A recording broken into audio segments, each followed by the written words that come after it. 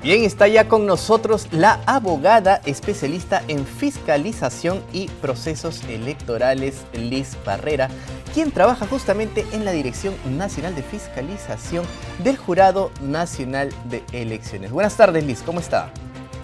¿Qué tal? ¿Cómo estás? Muy buenas tardes. Hoy con Liz Gracias vamos a por conversar, esta invitación. sí, hoy con Liz vamos a conversar acerca de la neutralidad, la publicidad estatal y la propaganda electoral, justamente en el periodo de elecciones regionales y municipales 2022. Usted hoy en esta entrevista va a saber qué significa esto de la neutralidad, la publicidad estatal y la propaganda electoral. Entonces la primera pregunta, Liz, vendría a ser, ¿qué es la neutralidad para que lo entienda de manera simple la ciudadanía? Claro que sí, mira, cuando nosotros nos encontramos en un proceso electoral, durante un periodo electoral, los funcionarios, las autoridades públicas tienen que guardar la observancia, respetar el deber de neutralidad, que justamente, para ponerlo en sencillo, es aquel deber esencial que tienen los funcionarios, servidores, autoridades públicas de no realizar actos a favor o en contra de una organización política. Básicamente, eso es lo que tenemos que considerar cuando hablamos de neutralidad. Y por Y lo que se ejemplo, pretende, si sí. me permites, lo que se pretende básicamente es que no se dé un mal uso de los recursos públicos y por otro lado un mal uso de justamente este poder que ostentan o del cargo que ostenta un funcionario o una autoridad. Claro, y en este contexto, Liz, si es que un alcalde, regidor o un asesor legal de la municipalidad incurre en infringir el principio de neutralidad, es decir, se pone a favor de un candidato, por ejemplo, en sus redes sociales, ¿no? Difunde propaganda del candidato en sus redes sociales. ¿Está atentando contra el principio de neutralidad? ¿Y quién lo sanciona? Si es así. Sí, claro que sí. Mira, nosotros como jurados de elecciones, en nuestra normativa electoral tenemos tres bloques de infracciones, ¿no? Una que se divide básicamente en base al sujeto infractor, que podría ser una autoridad pública, podría ser un funcionario que tiene personas bajo su dependencia, o podría ser una persona que es funcionario y candidato, ¿no es cierto? En los dos primeros casos, si es una autoridad o un funcionario que tiene personas bajo su dependencia, que podría ser enmarcado dentro del supuesto que me estás indicando. En este caso, el jurado no sanciona esta situación irregular. Aquí lo que se hace, si se logra determinar que se ha configurado una infracción, es derivar el expediente al Ministerio Público, a la Contraloría General de la República y a la entidad donde labora o presta los servicios de este funcionario para que ellos se encarguen de sancionar. Pero cuando hablamos de que la conducta que me has indicado lo realiza un funcionario que a la vez es candidato, en este caso la situación es diferente, porque aquí sí el jurado puede sancionar. Inicialmente va a señalar que este infractor deje de cometer esta conducta infractora y si reincide ya se procede con la amonestación pública y adicionalmente una multa que puede variar entre las 30 y 100 unidades impositivas tributarias. Ahora, ¿desde cuándo está activo, por decirlo de alguna manera, el principio de neutralidad, ¿no? Porque como tú bien señalas, hay sanciones de por medio. Entonces dirán, bueno, ¿desde cuándo yo pude haber apoyado a este o tal candidato? ¿Desde cuándo está activo el principio de neutralidad? Una vez de que se convoca el proceso electoral, desde el día siguiente que se publica la convocatoria, estamos hablando de, si mal no recuerdo, el día 4 de enero, se convocó el proceso electoral, es decir, desde el día siguiente ya estamos en el periodo electoral. Y aquí ya se activan todas las garantías correspondientes y los deberes por parte de los funcionarios, como el deber de neutralidad.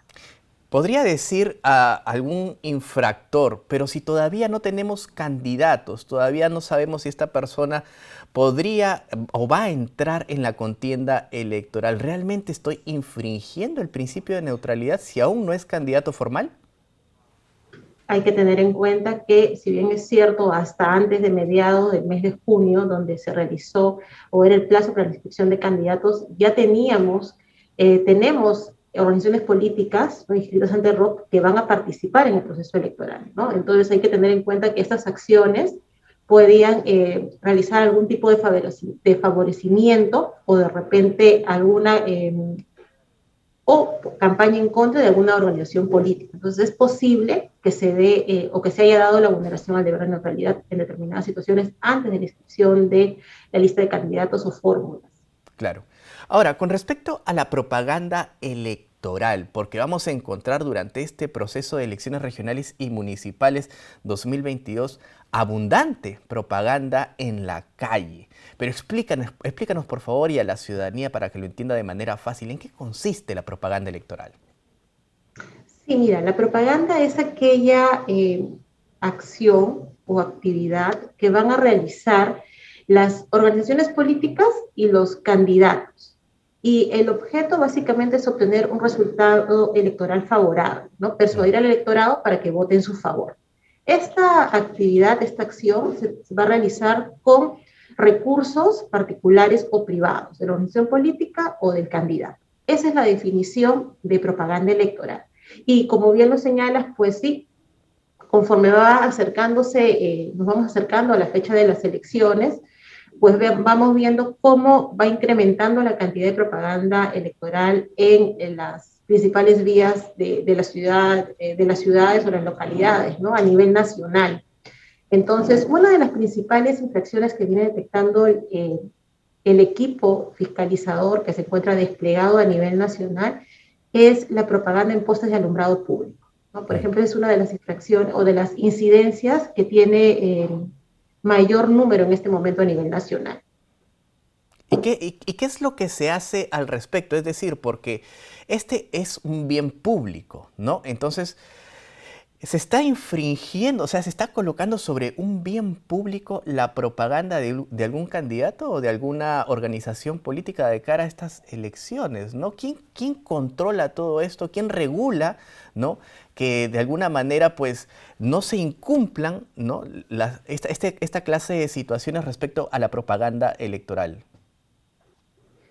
Y hay que tener en consideración que si bien es cierto, no es contemplado en la normativa electoral como una infracción, sí tenemos normas o herramientas legales que nos permiten realizar la fiscalización, como lo es, por un lado, la ordenanza municipal, que en muchas inscripciones o localidades contemplan como una infracción la colocación de paneles o carteles en postes de alumbrado público, y por otro lado tenemos otra herramienta legal que es el Código de Suministro y Electricidad, un decreto supremo del año que data ya de varios años atrás, en el cual se establece que por medidas de seguridad se encuentra prohibida la colocación de cualquier tipo de elementos sobre estos soportes, que son los postes de alumbrado público. Entonces, realizando una interpretación, tenemos en consideración que la propaganda que se coloca en estos soportes está vulnerando esta prohibición, ¿no? Entonces, ya nosotros levantamos esa información como una incidencia. Claro. ¿Qué es lo que hacemos nosotros en estos casos de esta propaganda? Si la municipalidad la tiene establecida en la ordenanza municipal como una infracción, remitimos todo lo que se ha detectado, ¿no? A través del jurado electoral especial que corresponde a la municipalidad para que ellos, de acuerdo a sus competencias, eh, realicen las acciones que competen. Y también cuando nos encontramos días próximos a las elecciones, realizamos operativos conjuntos para verificar el retiro de la propaganda electoral. Y por otro lado, si no encontramos la regulación en la ordenanza, nos vamos con lo que establece el Código de Electricidad y Suministro. Claro. Remitimos toda la información que hemos detectado a la empresa que suministra el servicio eléctrico de la zona para que también tomen cartas en el asunto. Ahora, en este contexto también se habla de franja electoral. Por favor, explícanos en qué consiste. Sí, mira, en el caso de la franja electoral, hay que tener en consideración que la propaganda en radio y televisión se encuentra prohibida, es decir, no puede ser realizada por las organizaciones políticas o por los candidatos de manera particular o privada. Solo se puede realizar a través del financiamiento público indirecto, es decir, a través de la franja electoral, que es un espacio tanto en señal abierta de TV o a través de estaciones radiales que pueden ser privadas o públicas, a través de las cuales el Estado, a través de OMPE, brinda este espacio a las organizaciones políticas que han obtenido una inscripción definitiva de las listas de candidatos y las fórmulas en el caso de las elecciones regionales. Entonces les da ese espacio para que ellos puedan difundir su propaganda, sus planes de gobierno. Esa es la franja electoral. Y en estas elecciones, se puede realizar o se va a realizar 15 días antes, hasta 2 días antes del día de las elecciones. No podríamos señalar que esta franja electoral se va a iniciar el día 17 de septiembre. Claro. Ahora, se confunde mucho, ¿no?, el término propaganda electoral con publicidad estatal. ¿En qué consiste la publicidad estatal? Así es, podemos hacer una diferencia. Voy a indicar primero la definición y luego vamos a desglosar un poco las definiciones para que encontremos claramente las diferencias. En el caso de la publicidad estatal, es la información que van a brindar las entidades públicas con recursos públicos. Y el objeto es posicionarse frente a los ciudadanos que van a percibir determinados servicios. ¿Qué tipo de información? Es información de el inicio, la consecución de actividades, de obras y de políticas públicas. Esa es la definición de publicidad estatal. Entonces, claramente podemos determinar algunas diferencias con propaganda electoral. Mientras que la publicidad estatal es información que difunden las entidades públicas, la propaganda electoral es aquella acción o actividad que van a realizar las organizaciones políticas, los candidatos, y la publicidad estatal se hace con recursos públicos, en tanto la propaganda electoral con recursos privados. Y las finalidades obviamente son distintas. La propaganda electoral lo que busca es obtener un resultado electoral. En tanto, la publicidad estatal lo que busca es que la ciudadanía tome conocimiento de los servicios y posicionarse frente a la ciudadanía. Claro que sí. Bien, hemos conversado con Liz Barrera, especialista en fiscalización y procesos electorales del Jurado Nacional de Elecciones. Muchas gracias, Liz. A ti, muchas gracias. Buen día. Igualmente. Bien, es momento de hacer una breve pausa. Ya volvemos.